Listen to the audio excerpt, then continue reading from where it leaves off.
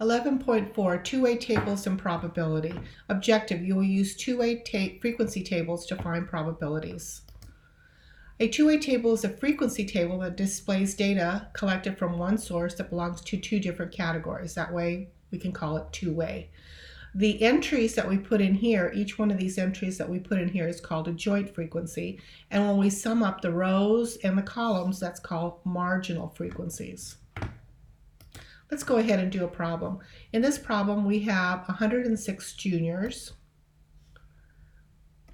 and we have 114 seniors. Of the juniors, we have 42 attending and we have 77 seniors planning to attend. Let's fill out the rest of the table. 106 subtract 42, we are going to have 64 not attending. 114 take away 77, we are going to have 37 not attending. This sum will be 220. This sum will be 101. This sum will be 119. Notice how these two add up to 220 and these add up to 220. So we're looking at the joint frequencies and the marginal frequencies all the way through. Let's talk about relative frequencies. We're going to add this word now, relative. And relative means you're going to be comparing it. We're going to have the ratio of the frequency to the total row. So frequency to the total row. And we can do that with marginal relative, or once you have all these ratios, you can just find the sum in those rows and the columns. And we'll talk about conditional relative frequency in a moment. All right, so here we have this data that we had before, and what we're going to do is we're going to do relative frequency. So what we're going to do is we're going to take the 42 and compare it to the total 220 and get our joint relative frequency, which will be 42 divided by 220, and that will be a decimal when I round 0.191. And you're going to do the same thing with all the rest of the data. And when we do that, I won't have you watch me do it. I'll just do it on the next slide and show you what the results are. And here are the results. When you do relative, joint relative, all of these are now frequencies in decimal form. And notice that these two now add up to a total of 1 because that 1 represents all of them together. All right, your turn. And here's the answer. Now let's talk about finding conditional relative frequencies. In conditional relative frequencies, this is the information we got before. Let's take a look at comparing our frequency with the total number. And in this case, we're going to do the total number of juniors or seniors. So we're going to take this number here. Let me put it in red. And we're going to compare it with the total right here. That's what we have here. So this represents the frequency of juniors attending given you're a junior. This represents the number of juniors not attending given you're a junior, because we're comparing it to the total number of juniors frequency. And the same is happening here. So given that a student is a senior, and this is the relative to that he or she is not attending. So we're doing the not attending compared to the total number of seniors there.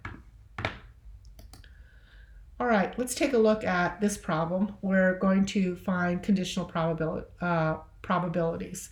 Okay, so here are all our joint relative frequencies.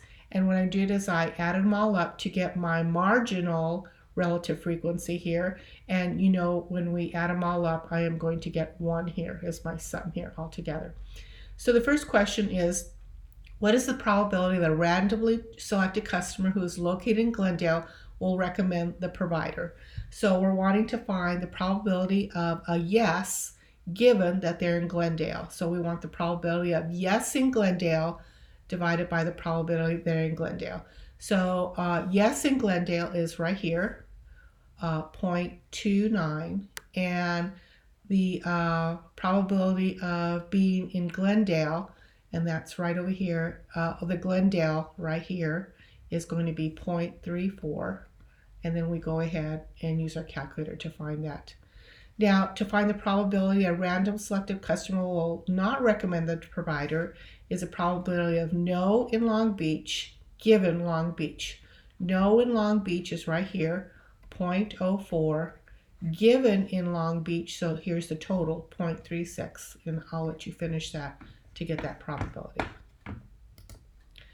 Okay, let's go ahead and compare conditional probabilities.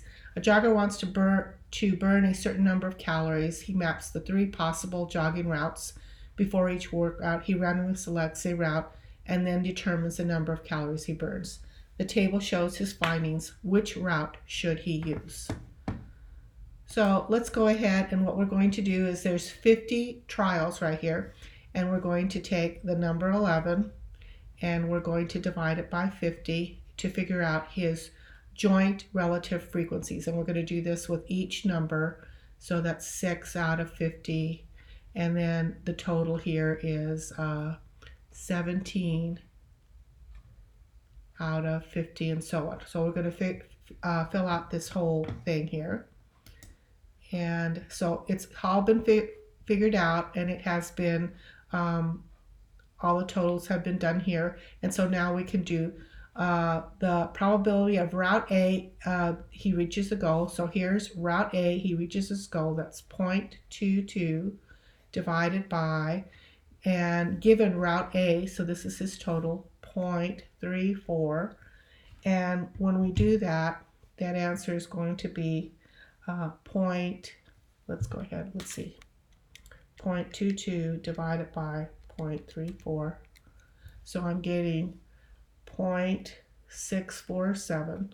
And over here, that he reaches his goal with route B, that's going to be the same, 0.22, but his total is 0.30, so that makes that frequency 733.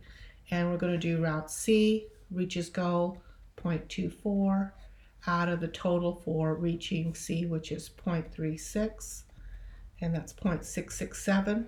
And so the biggest probability right here is here, so he's going to reach his goal if he uses route B. Your turn, and here's the answer.